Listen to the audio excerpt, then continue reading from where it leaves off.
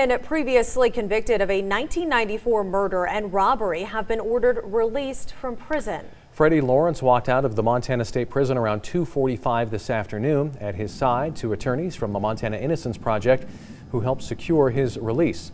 Lawrence has been in prison for more than 2 decades, serving time for the murder of Donna Marr and the robbery of the Jackson Creek Saloon. Last Friday, a judge overturned that conviction, clearing the way for the release of Lawrence and his co-defendant, Paul Jenkins. The order freeing Jenkins and Lawrence was filed this morning after Lewis and Clark County District Judge Kathy Seeley overturned their convictions and ordered a new trial.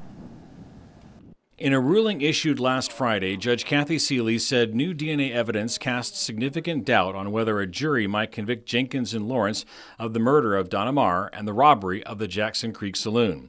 At a hearing in March, new evidence was presented showing that there was no DNA at the scene matching either Jenkins or Lawrence.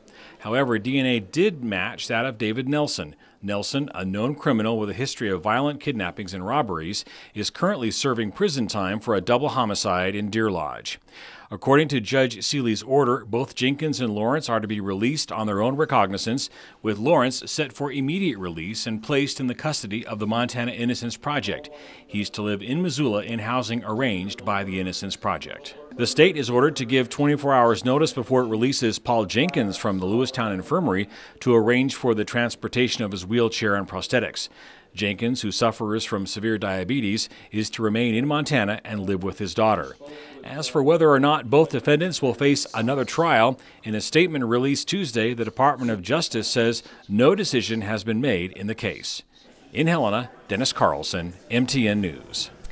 Both men have been ordered to avoid alcohol and drugs, have no contact with any victims or witnesses in the case, and make all future court appearances.